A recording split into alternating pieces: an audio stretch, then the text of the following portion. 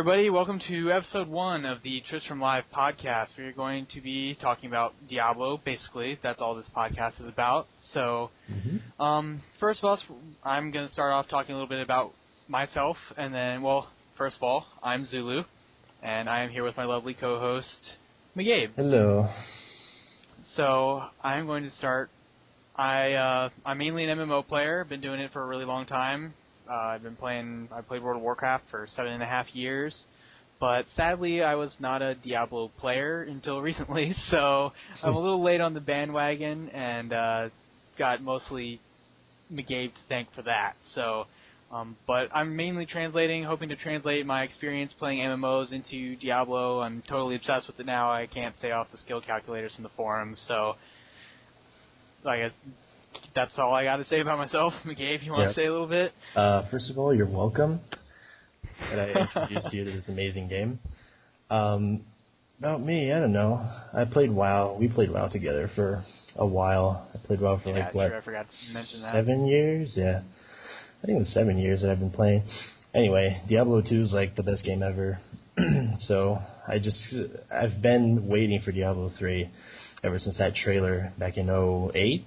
With the Barbarian and the Witch Doctor. Yeah, I guess that's what it was. And it's finally here. I can't believe it. Yeah.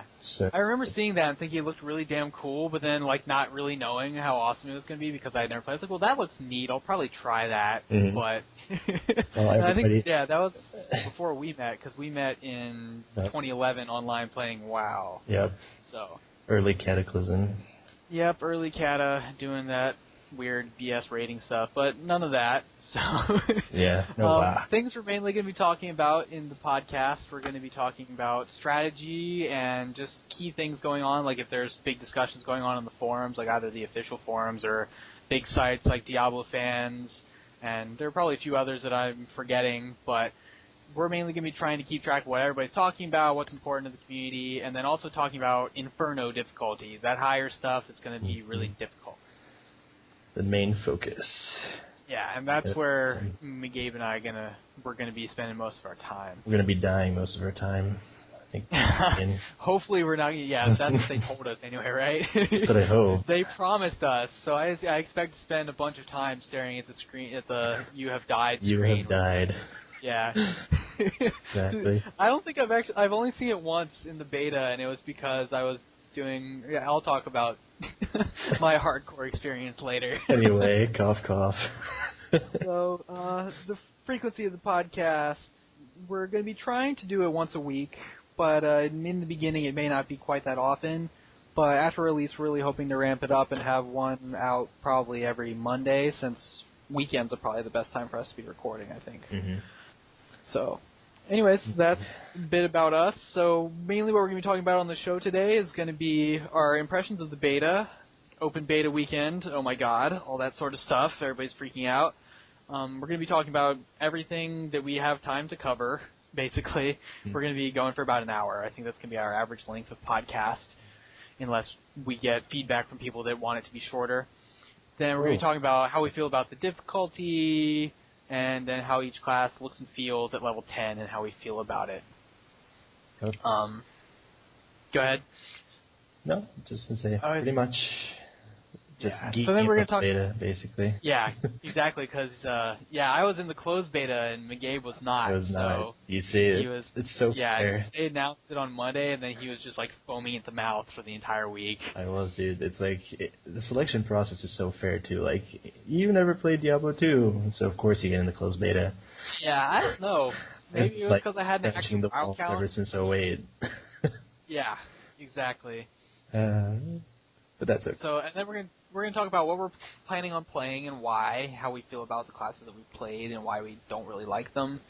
And then last, we're gonna talk to you guys a little bit about a project we have called Tristram Live, which is, if you caught it at the beginning, the Tristram Live podcast. We're gonna be doing streaming, and we have a website, and we're doing a launch day streaming event, or launch week streaming event, I should say, trying to race to get as fast as we can to the higher level stuff. But yeah, so do you want to start off a little bit about what you think about the beta, since you're the one who got it dropped on them like an atomic bomb?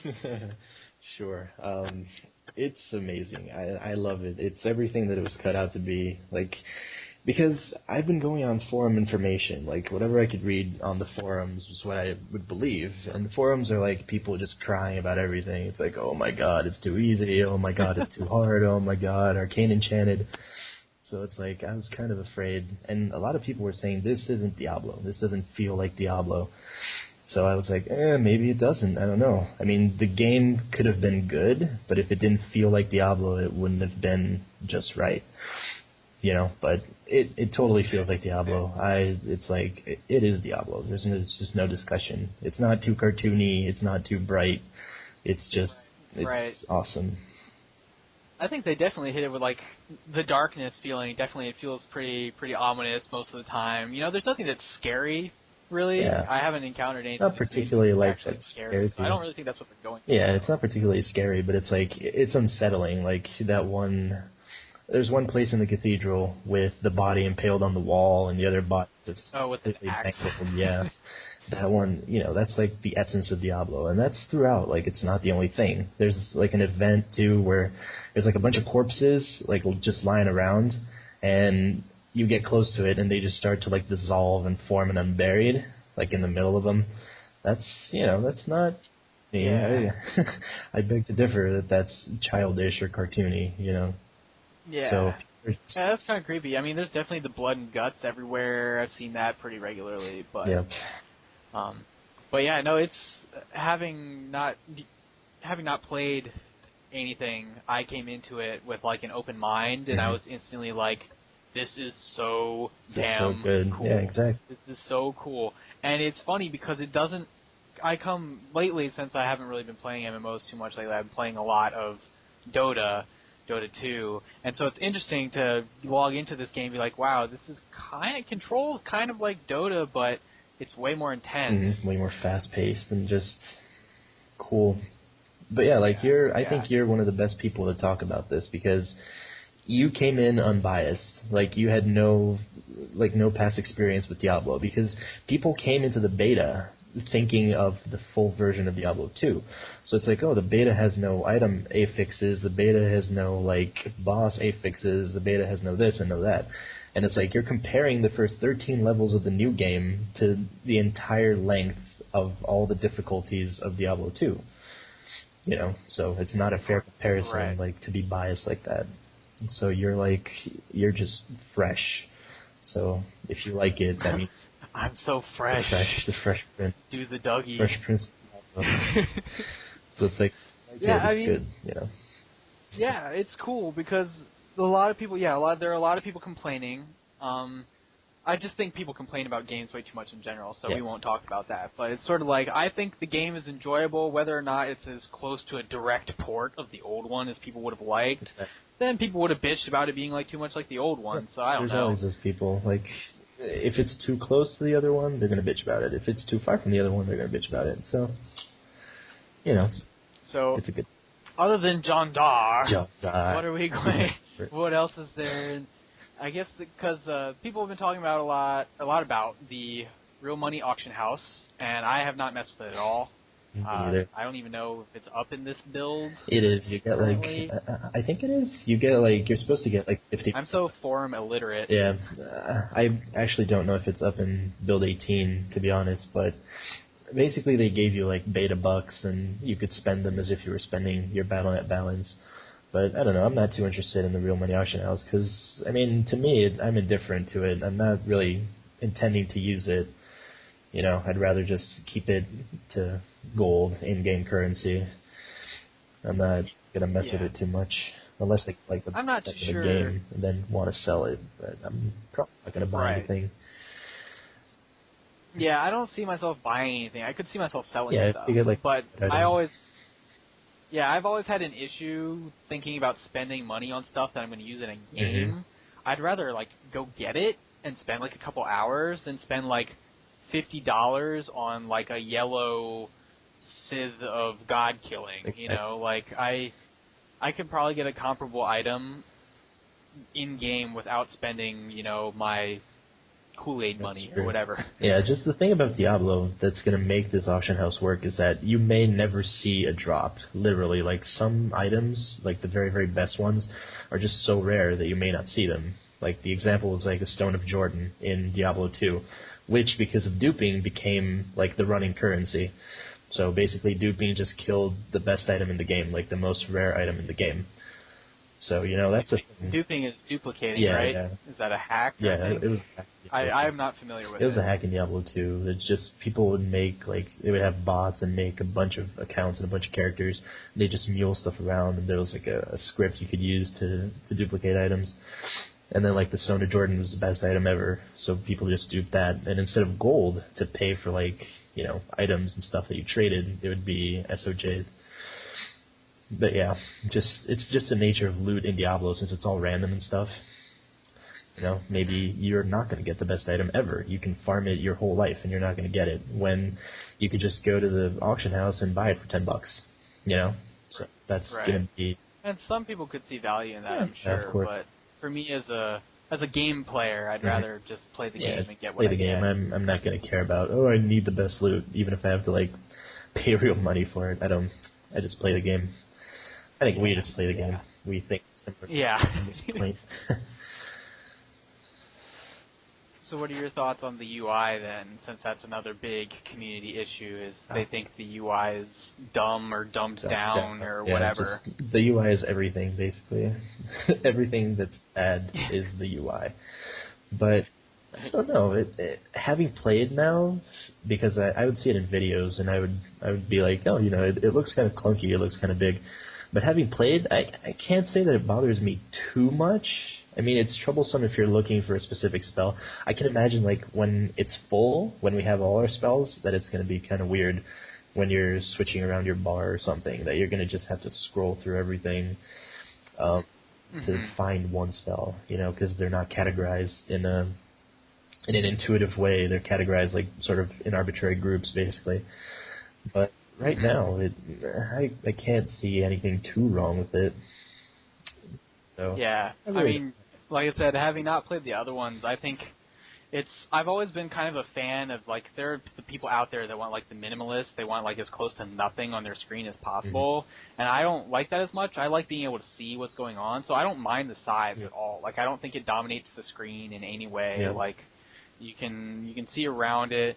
One thing that I kind of is weird to me is that sometimes, especially when I'm playing range classes, like if I'm playing the Demon Hunter, for instance, sometimes it feels like the screen's not quite big enough. That's true. But that's not a UI thing. It's weird. Yeah. Sometimes I wish, like, you know, I'm attacking, and because I play on widescreen, like if I'm trying to run top to bottom and I'm trying to shoot something, like, vertically, sometimes it feels like I'm barely out of melee range. Like I'm, like, can only get, like, 15 yards away. So I don't know how I feel about that, but I don't think there's a way around it if I play on widescreen. Yeah, no, but I feel the same way, though. It's just the way the perspective is set up. It's kind of intentional.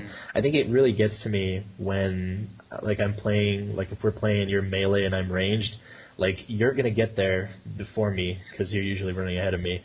And I'm going to try to shoot it from as far away as possible, so I'm shooting, like, literally at the edge of my screen. I can't even see what I'm shooting at almost.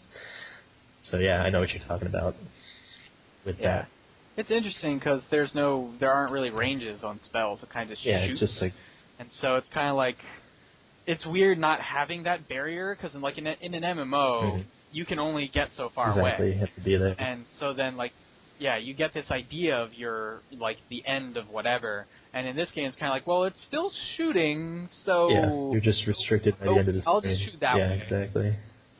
Yeah, like on my Demon Hunter, I caught myself holding shift and just, like, and spamming, shooting in the general direction.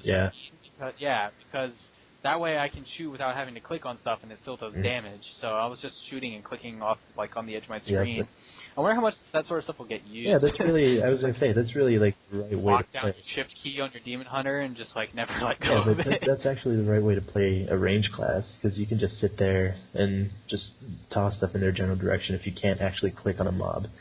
You know, because in Diablo 2 as well, you could kind of shoot off screen slightly and it would still hit things. So, you know, if you knew there was a group there, like if you went in and you just got pummeled and you ran out, then you could, like, shoot them a little bit off screen to get a little headway. Yeah. and finish them. Like, it's interesting. It definitely feels kind of like a gimmick, though, to be able to do that. But yeah, but I was going to say about the UI as well. Like, oh, right, yeah, to get back to the subject. No, it has to do with it, though, like visibility. I think they made it really big to, like not encourage swapping mid-combat.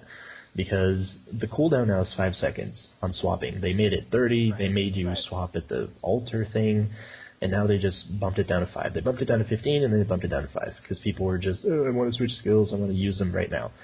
And I think that's cool, like, to be able to switch skills.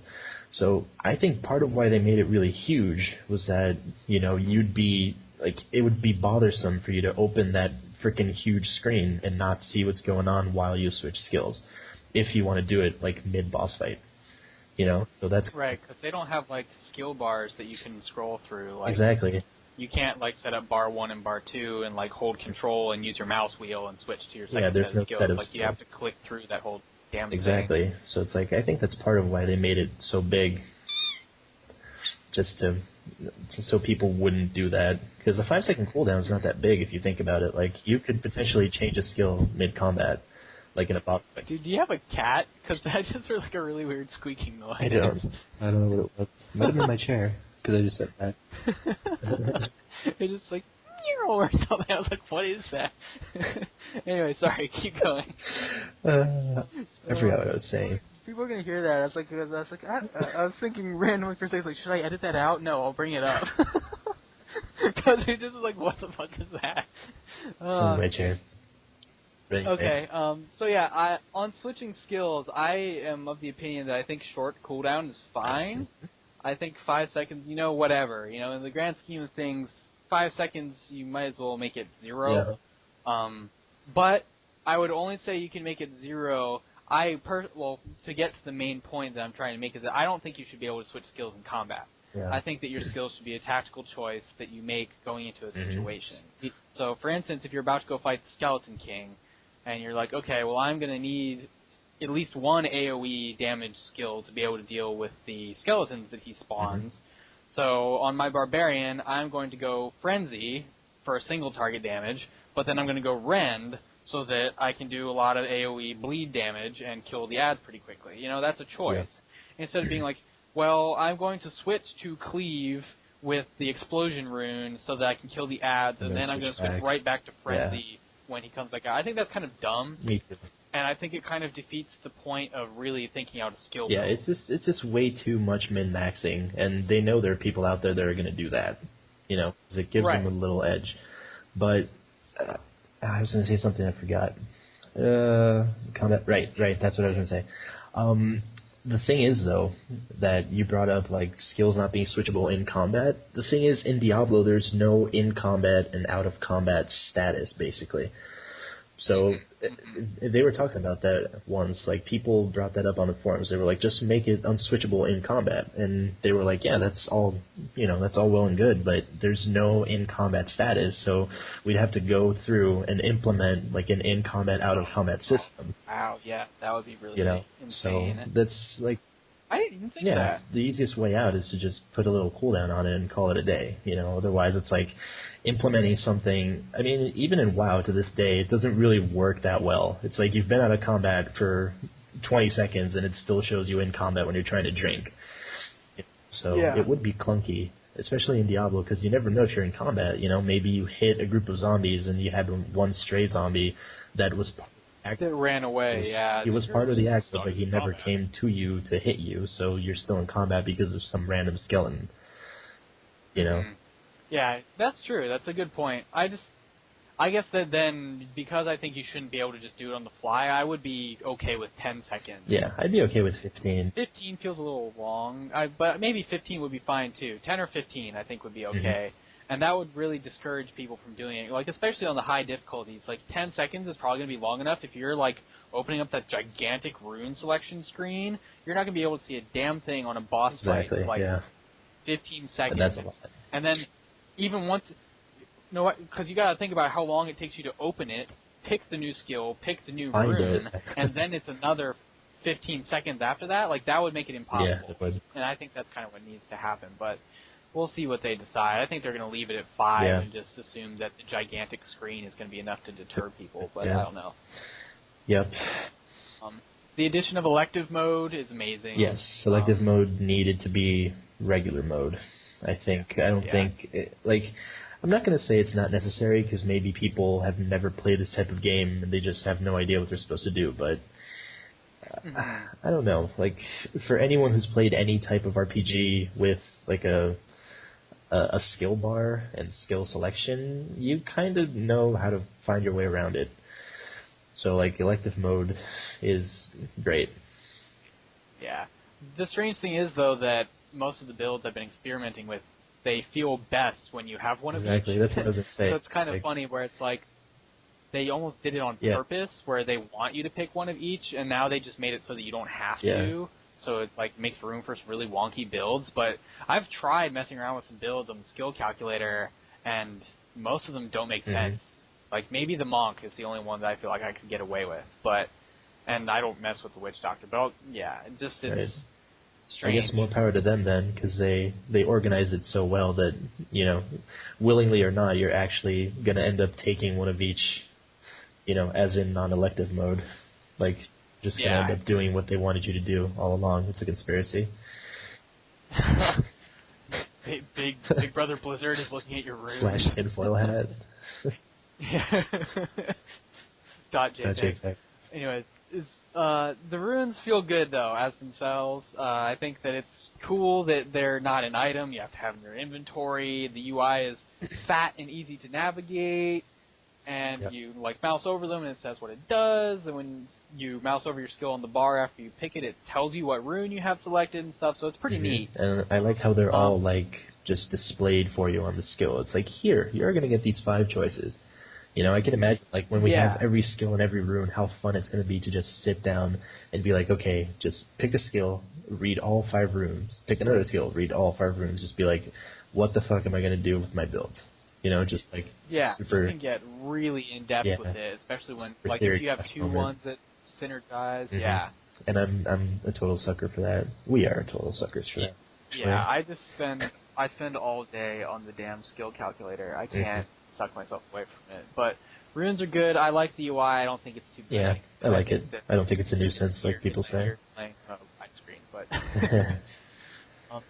So crafting, talk about crafting briefly. It's really cool. I like it. The system of upgrading him, Heydrig, after you kill his wife. Yeah. Yeah, my name's Heydrig. And my accents are terrible. It's like, I want my life to have meaning. I'm Arnold or whatever, So it's, but I like the system. I think it's cool how you upgrade them. It's 5 upgrades per level, and each upgrade he can actually make new items, but then each overall level is after 5 upgrades. Right, and it's 5 upgrades. If I remember correctly, if this hasn't changed, the first full level, it's just 5 times. You pay him 5 times. It's 2k gold per, and then the second level you pay him 4 times, but then on the 5th time, the 5th little piece, you actually need an item. It's called a paid training that we don't have access to anymore in the beta. The early builds actually had access to that because that was the sole item used to train him. You just basically got pages of training and you made them into a tome and you gave it to him instead of money, and it just trained him. So that's kind of cool. It ramps up, the cost ramps up accordingly, and I guess the reagents are just gonna become more and more harder to find, I guess, as we go along to get them. Yeah, my only complaint about that would be if for some reason the recipe drops were completely random, and then I could go forever without being able to upgrade my blacksmith. That would be kind of obnoxious. Yeah, I actually think they removed, dropped recipe books, because there used to be a couple in earlier builds of the beta. Because if I could just click the lectern and get a piece, that'd be kind of like Lockdonnen says you can build this item or whatever. That's kind of what happened though. Bookcases and the lecterns before, they used to drop pages of training sometimes, because that's what we used. Interesting. I'm curious to see if they're, that's probably where they're going to drop later in the game when we need them. So. Yeah, it'll be interesting to see where they go with it. Also, I like that it upgrades visually. Like, he upgrades visually. And I love that there's particle effects and shiny lights. Yeah, it's like, cool, guess what? You upgraded me and I look cooler. It's like sweet. I just paid you 10k gold and now you can glow and explode. Because it'd be weird if you've got like Hobo Hadrig making like, what are those things called? Like the Dyson vacuums and stuff with like the power ball. Exactly. It's like, come on, dude. You're eating like table scraps and you're using a wooden hammer. Like, but yeah, no, that's really cool. And to move on to the jeweler, like the different stages of the jeweler look really, really cool too. He gets like all these tents and stuff and really fancy things. Yeah. But jeweler's not in the beta. Nope, sadly. He makes some cool stuff, like really cool gems that really let you customize your gear exactly how. Or if you have a piece of gear that doesn't go exactly the way you want it to go, you can add some of the stats you want. Or if you get that perfect piece of gear, you can make it really do what you want. Socket it. You can add everything from like gold find to crit chance, stuff like that. And what I was thinking it's really cool, this is going to be like a throwback for D2 players, is that the jeweler is going to have like an interface that's basically going to replace the Herodric Cube. Because in Diablo 2, basically, I don't think you know, but you could get you would get not runes, you would get gem drops. So you would get like basically like a flawless amethyst, a flawed amethyst, for example. When you got 3 of those, you could toss the 3 into the cube, and it would transmute into an amethyst. Then when you got 3 amethysts, you could transmute 3 of those into 1 flawless amethyst, and so on until like the very highest grade of gem. And that's what the jeweler is going to do. Like he has a little triangular interface with like 3 little circle notches where you're going to put gems, and they're going to basically transmute to the next level up. So he's a Herodric Cube now. We have the Herodric Jeweler. Like, it'd be funny if they named his shop welcome to the Herodric Cube. Herodric Jeweler. Or welcome to the Herodric Cube. It's like, did you really do that, bro? Oh my god, calling it now, his shop is called the Herodric Cube. That would be hilarious. Welcome to the Herodric Cube. He's like, I'm going to stay a while. It's like, oh, are you really? What are you doing here, Deckard? Get your hands off my gem, old man. I live next door. I came by to see what you've done with my cube. I don't even remember if it was his cube. Well, I broke it and kind of just bastardized it, but it works fine. Exactly. But yeah, jeweler's gonna be cool. Yep. So you're gonna have to talk about this next part because I don't know what here. Where are we? Does this have to do? What's it? The affixes? afflicts or affixes? I don't even know what those are. I'm looking at our outline for the podcast and like freaking out. I'm like, I don't know. Alien, higher something difficulties. Right. So basically... So I guess we're moving away from the crafting stuff and talking about affixes on... affixes on monsters. We can talk about... Because right now, I think in the beta, you can only encounter things with one they're affix, limited to knockback, teleporting, and nightmares, as far as I could tell. No, I got Waller. Oh, right, you got Waller, right. But they're, like, really rare. I think they're only, like, in the I got it in the Den of the Fallen. Yeah, I think that's the only place where you can get Wallers. But yeah, so I just think it's going to be really exciting in higher difficulties when you get like a group with an affix that you didn't see before. Because I'm assuming we're going to see every affix, or almost everyone, like separately in normal mode. So like we're going to see a guy that's lightning enchanted or a guy that's frozen, But then you get to Nightmare, and then there's 2. So it's like frozen, lightning enchanted. And then you get to Hell, and then there's 3. So he's going to be Waller, frozen, blah blah. And in Inferno, just thinking of the possibilities makes me want to just cry, because it's just going to be so hard to deal with. Either cry or like scream in triumph that they're actually going to make the game hard enough that I might have to cry. Tears of joy, man. Tears of joy. It's like I'm looking forward to crying. Like that'll be like the pinnacle of gaming for me. It's like I'm actually crying because this is so hard. This is amazing. Exactly. Because like, can you imagine just... just a masochistic just person. the amounts of like shit on the screen if you have like a dude that's frozen. So basically, he's gonna do what Captain Dalton does right now, which is like the little frost orbs and stuff. Oh, the little orb and he's a waller, so he's gonna wall you in, and he's gonna do that shit on top of you, and you're not gonna be able to get away. And he's lightning enchanted, so you kill his minions like while you're walled in, you're fucked because they explode into a giant ball of lightning that does shit tons of damage. And they can be teleporting, so they just box you in somewhere. Just... Yeah, he walls you in, teleports on top of you, hits you like a freight train, and then his minions die and explode, and then you're... that could and also be rough. One thing they've said that's going to happen is that... sorry, I'm going to be quick. We're not going to see every ability of every affix in the lower difficulties. So, like, right now, a frozen guy, basically Captain Dalton, does the little balls, right? He, like, sprouts little balls that explode. Them ice balls then hit you in the face. Balls in the face. He's teabagging you with frozen balls. Awesome. If he hits you. If he hits you, yeah. Yeah.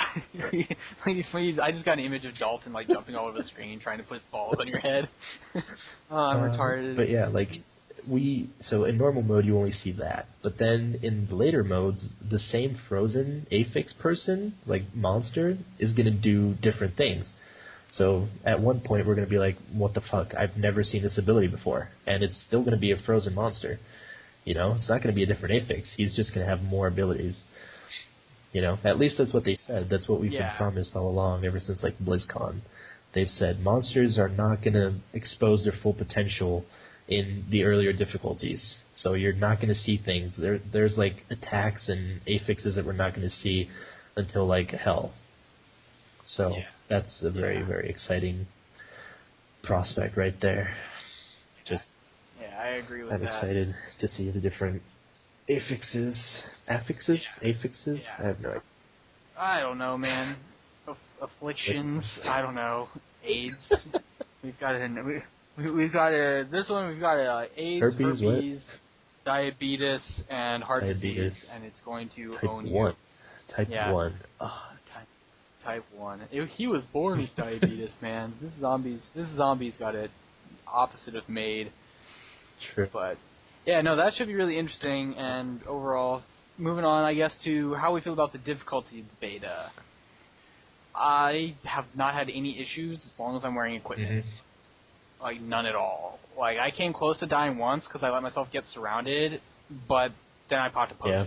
Like, I think I averaged 30 potions in my inventory because I never used them. I mean, people, again, going back to forums and a time before I had access to the beta, people are like, this is so easy, I'm doing this in my sleep. And I don't know, I feel like it's just right. Like, again, it's people comparing the entirety of D2 to the first 13 levels of D3. Because it's like, because it's like, if you go to normal mode Diablo 2, and you go basically to Bloodraven, which, the common consensus is that that's the equivalent length and boss of the beta, it's not hard, The zombies just stand there. They literally stand there. They even show video. Yeah, don't you if you get low enough they won't attack you or something? They showed a video at BlizzCon to be like, this is what Diablo 2 is in that part of the game, in the respective part of the game. It's like the zombie literally stood there and did nothing. So, I don't know, I feel like the difficulty is just right. If you're careless, you're going to get surrounded and you're going to die without being attacked by champions or rares. It's very possible to be surrounded by, like, bats and grotesques and all that kind of shit, and unburied. I think if you get, like, 3 unburied and then you're, like, surrounded by... If you don't have an escape mechanism, like if you're, like, a level 6 demon hunter... and you get surrounded and you get hit by like 3 unburied, you're probably screwed. Yeah, you can die. It's not as easy as people make it out to be. They just say it's really easy because, well, I don't know why. I mean, what are they expecting? It's the first difficulty out of 4 in the first act out of 4. Yeah. So I think it's just right. And them doubling monster damage a couple patches ago, I can't remember which one it was. Basically, they doubled monster damage up to level 20, if I'm not mistaken. That was a good move, because before it was just not threatening. Now it's slightly threatening, but not overwhelming. I think they hit a good balance there. Yeah, I don't really, getting able to play co-op now, I don't really notice the monsters hitting any harder, really, either, even though they're supposed to get harder. I haven't noticed like any real increase in getting hit. That's true. So, I don't know.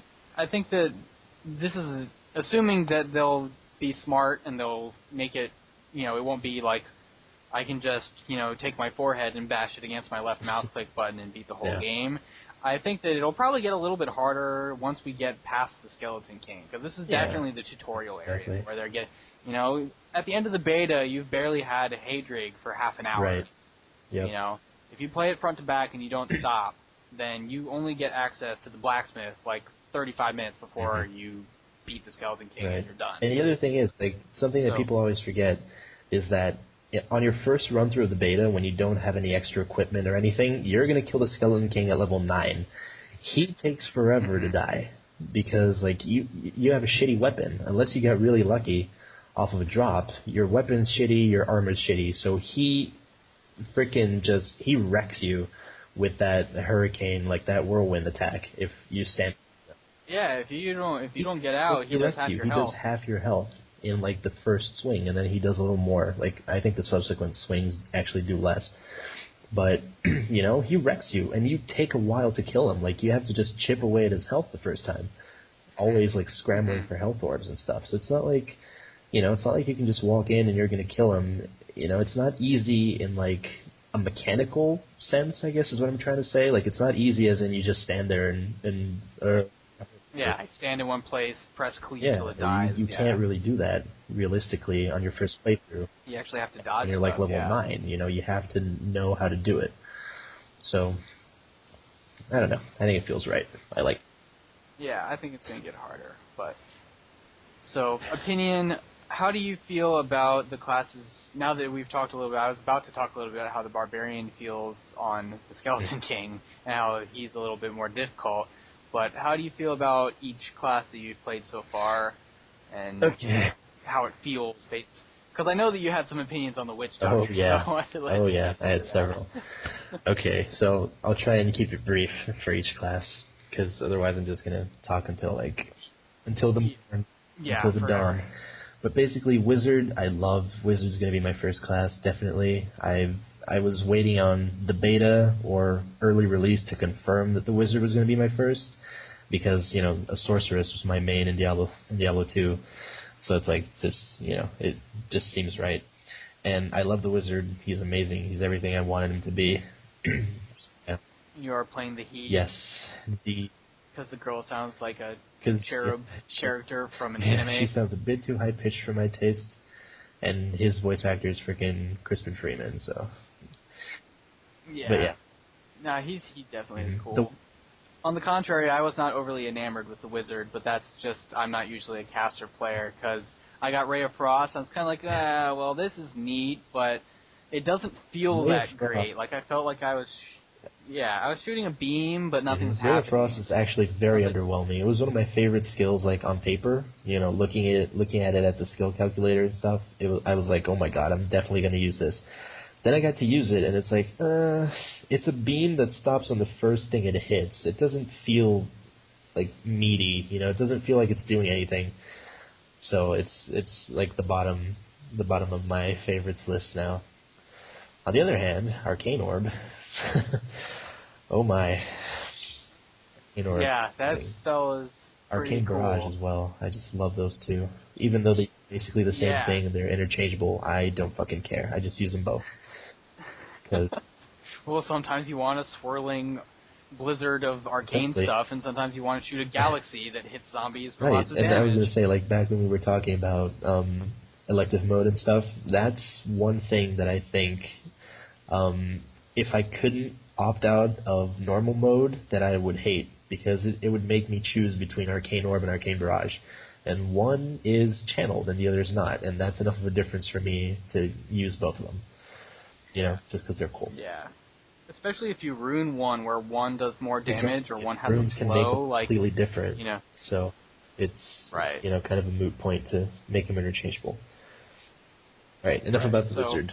Oh, one other thing about the Wizard. No teleport. When the Barbarian has Leap and the Monk has, like, Dashing Strike. I don't have Teleport. That's more of a personal issue, because I just want fucking Teleport, because it's my favorite skill. Diablo 2 sorceress and stuff. Well, almost Yeah. favorite skill. You've Almost got a favorite. new one. But yeah, teleport is just really cool. I just wish I could, zip around like a barbarian can. But it's level 22. It's soon enough. If it was like level 50, I'd be fucking pissed. But there, it's level 22. It's more of a personal issue. But Oh Spectral yeah, Blade. Spectral Blade is amazing. I love Spectral Blade. I'm so happy it worked because I really want to try like a close range build with like entropy on disintegrate that makes it a cone and all that good shit. Really close-up stuff, yeah. No, that could be cool, and I think it's neat that when you use a two-handed weapon, it makes it hit a bigger area. Yeah, that's really nice. Cool. Okay. All right, let's touch briefly on the Right. Witch Doctor. I am not really a fan of the concept. I am not a pet person. I don't like...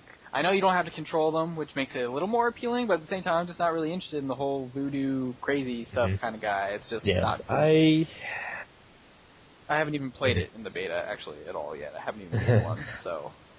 Maybe I probably will just towards the end, right before they shut it down. Like, I don't even play this shit. But yeah, I like the concept of it, to be honest. I like the craziness of the abilities, like fucking wall of zombies and just zombies raining down and zombies flying around. I kind of like that. Zombies falling on people and doing 1,000% exactly. weapon damage. Cough, cough, OP. But... Fire bats is like really one of the cool. coolest spells But I've ever seen. You literally catch bats on fire as they fly over your head. Playing the Witch Doctor, I think, what am I, like level 9? I just think his primary skills are just so spread out. Because it's like, I have to live with frickin', blow darts until level 11 when I get frogs. Because the spiders suck a lot. A lot. The spiders suck a lot. That's all you got. The spiders suck a lot. I'm not a fan of the spiders. It seems to me like it takes so long for that frickin' jar to land and break. It's like, especially... Yeah, it also has a ramp-up time, because, like, one doesn't do that much damage, so you gotta throw, like, 6 jars, and if you're playing with me, then it's like, oh, I threw 6... Oh, it's dead? That's what I was gonna say. Like, if we're playing co-op, especially with melee people around you, they're gonna be hitting things while you're throwing jars with spiders that do 1 damage each. I mean, a spider crit for 2 at one point, and I was like, wow, crit for 2. Holy my crap. God. New holy balls. Yeah. This is over. So OP it's spider either, jars. Boring old blow darts, even if I get to shoot 3 of them, it's still not something I'm a fan of. Or, bad spiders until level 11 when you get toads. Then that's cool. Yeah, I kind of like the Witch Doctor just because I'm a caster. I'm partial to casters always, like in every single RPG. But I don't know. I think he's going to be my last one because I just I don't know. I'm not a fan of the early leveling, and that being the only thing I have to go on right now, kind of Right. It doesn't give you that great a first impression. It doesn't make you excited. I mean, even Demon Hunter that I wasn't too much of a fan of, I think I'll do before Witch Doctor. Because I'm...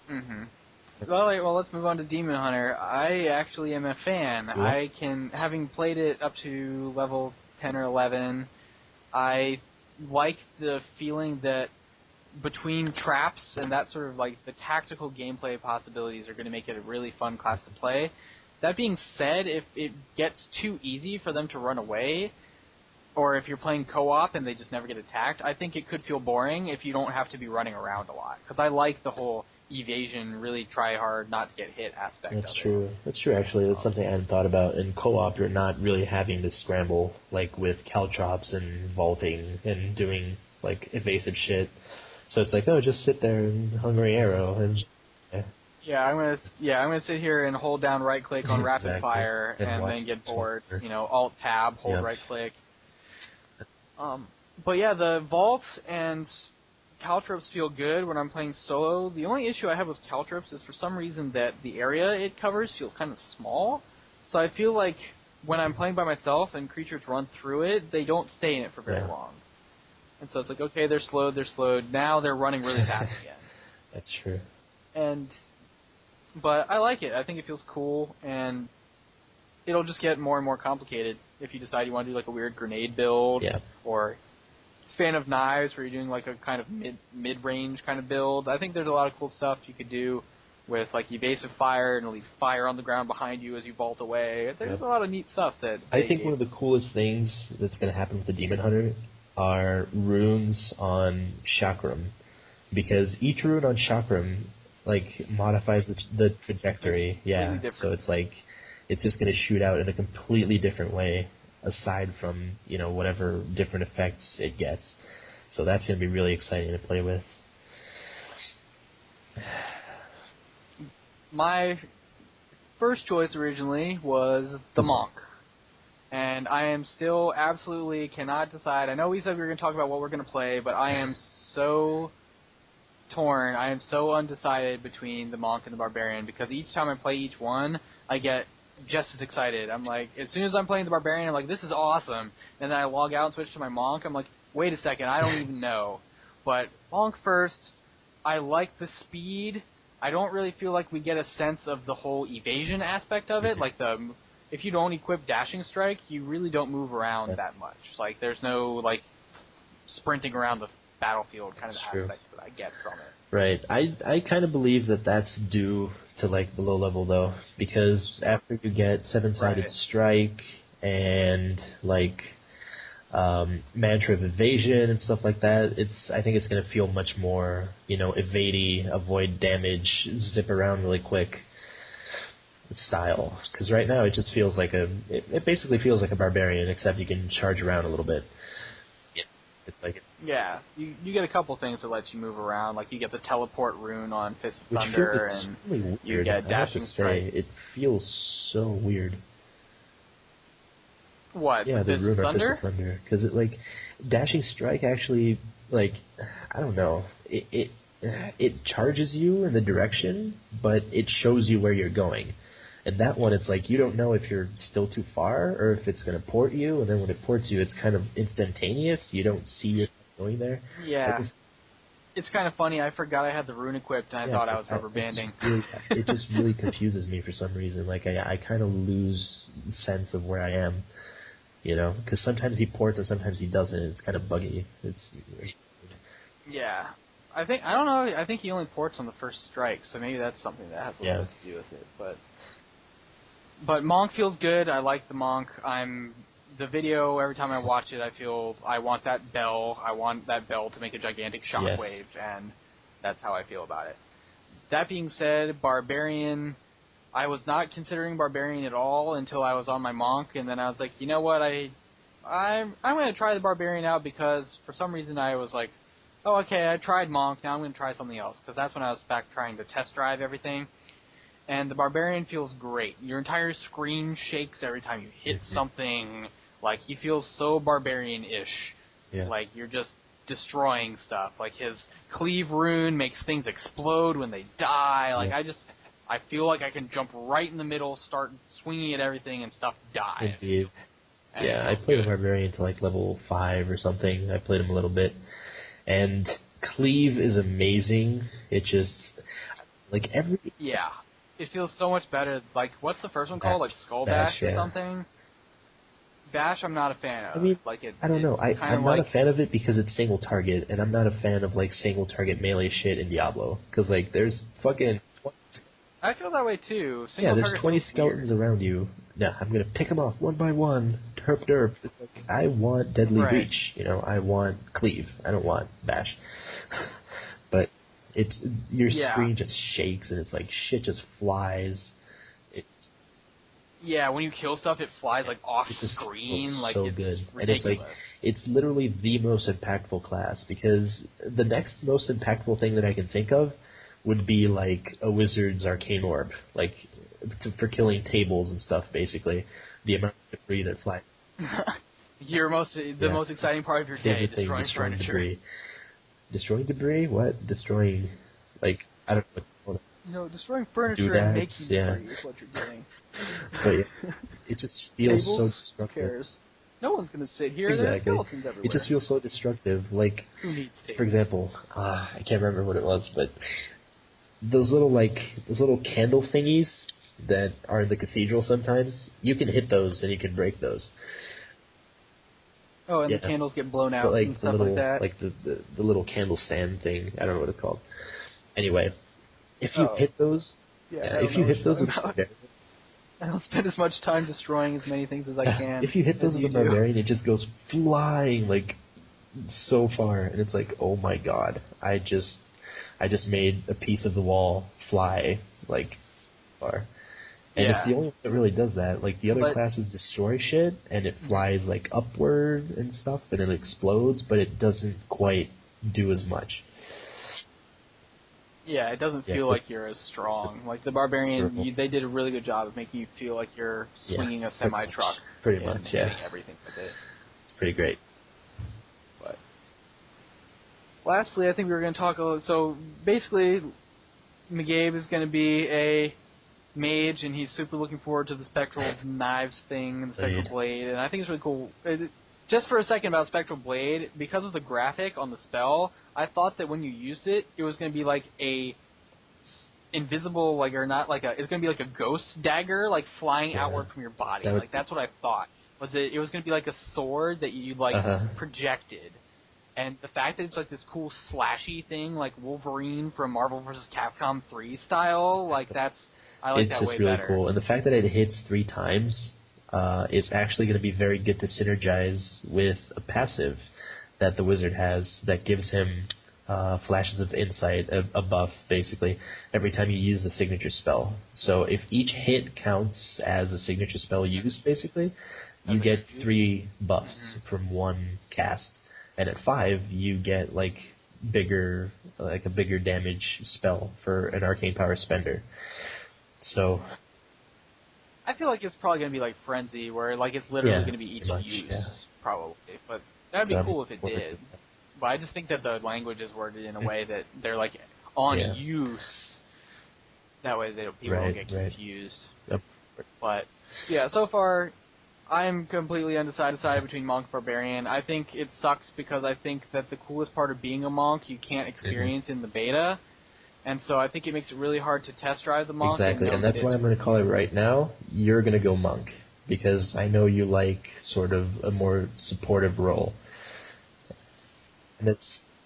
Yeah, I also am a big fan of just the martial arts dash around. I like the idea of being an evasion tank rather than just taking, like, getting hit in the face. Like, it's not as much fun. And as much as the Barbarian has utility and stuff, it's like, it's more personal utility than anything else.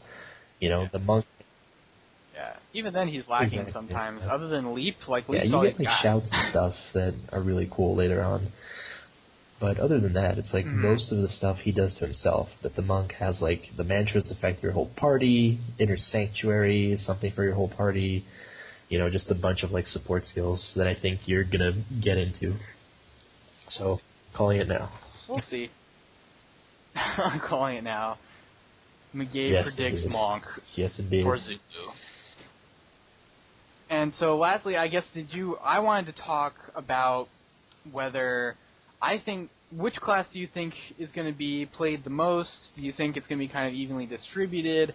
I think that there are going to be a few that are kind of underplayed, and then the other, like, 3 are going to be pretty even. I think Witch Doctor and Demon Hunter are probably going to be at the bottom of the food chain. I do think, though... Sorry, go ahead. No, I have a pretty like clear-cut impression of what's going to happen because Witch Doctor has a lot of like tools that make it easy to survive. I think because you have like pets and you have we were like talking about this earlier, the Grasp of the Dead thing like on the ground. And 80% slow. That is retarded. So it's like it's ridiculous. You just never get hit in such a big area. And who want to like race to Inferno and blah blah blah, they're gonna end up going Witch Doctor even if they don't really like it, because I think he's just gonna have such an easier time overall, even considering like the other classes' tools. I think his are gonna be sort of, I don't want to say exaggerated, but his are just gonna be easier to use, I guess is what I'm trying to say. So I think Witch Doctors, I think it's going to be underplayed, but it's going to be played by the people who end up finishing things first. Not that we're going to be able to keep track, but, you know, unofficially somebody's going to keep track. So we're going to know I think Barbarian's going to be the most played just because it's the returning class, and I think a lot of people played Barb in Diablo 2. And like we were talking about, his combat feels the most meaty, so whoever's looking for that is also going to go Barbarian. Yeah, it's just that his combat feels extremely exciting, and so for first-time players, I think he's quite easy, popular. Not to be like derogatory or anything, but you jump in, you kill shit. There's no. Yeah, it's pretty. There's no it's running pretty away. straightforward. There's no snaring. It's just you go in there, you kill shit. And as you progress through the game, you're going to learn to use more of his tools. But in the end, the quintessential thing of the Barbarian is still you run in and you kill shit.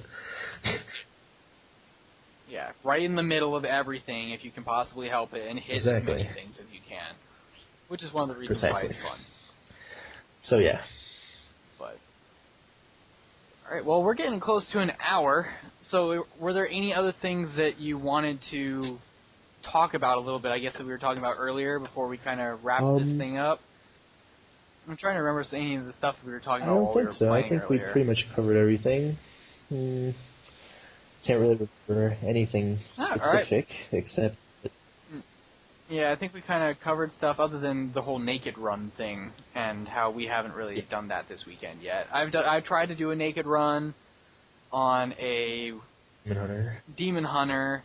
I got to level 7 pretty easily, and then I got teleporting scavengers, and for the life of me, I used up my discipline, and then I couldn't do a damn thing, and I died in about 3 hits.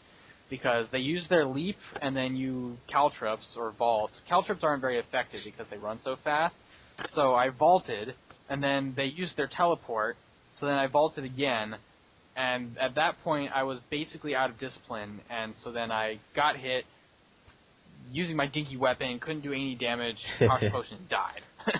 So scavengers are now the new bane of my existence. I think they suck, they're super aggressive, they run really fast, and they hit harder than a lot of the zombies too, so you kind of almost have to pay attention to make sure you don't get more than one or two of them on you. Hopefully we will have a YouTube record of the first pack of super enchanted scavengers that we get in Inferno. And then Zulu's just going to piss his pants. He's like, oh my God, run away. Yeah, I'll just, my keyboard's going to be broken. I'm just going to run away. I'm just going to automatically run in, and my mouse batteries are going to run out because, the world hates me. It's going to be great. Oh, scavengers? Of course, one of the affixes is going to be teleporting. The girlfriend hit the plug again. Of course, the affixes is going to be teleporting. My hardcore character it's going to be dead. Waller, Nightmares, teleporting, lightning, molten, blah, blah. It's going to be Nightmares, teleporting, lightning, molten. Just, they're going to do so much damage. Who cares about walls, because you can't get away from them when they can teleport anyway. Gonna be glad if I do play a barbarian. That'll be one of the few times where I'll be made the right choice. Just stand in one place, beat things up. All right, so moving on, talking a little bit. So we hope you guys enjoyed the podcast. This is going to be the first of many. Hopefully, I've enjoyed it. I hope Gabe's enjoyed it. I think we've had a really good discussion. Very few umming, and we had a lot of things to talk about. So in the future, we're going to be talking about strategy, like we said, talking about key things, and hopefully we'll be able to get the email set up where we can take submissions from listeners for stuff that they want to hear us talk about. Excited to do Crazy builds, yeah. We'll be talking about our Crazy Builds project for streaming, where we're going to have people submit builds that are as ridiculous and bad as they want to make them, and we're going to play them no matter what. So the few things we want to talk about is that we're going to be having a streaming event on launch day where we are going to be starting when servers go live at 3 a.m. It's going to be me and Mcgabe and perhaps maybe some of my friends that I've played other games with before, but who knows if they'll be as dedicated as we are. But we're going to be up playing at 3 a.m. Hopefully the servers won't be down, and we're going to be racing through it, streaming the whole thing. So that's going to be on twitch.tv/Tristram Live. That's TRISTRAMLIVE. So that's where we're going to be streaming. Also, we have a stream on our website, which is tristramlive.blogspot.com/stream.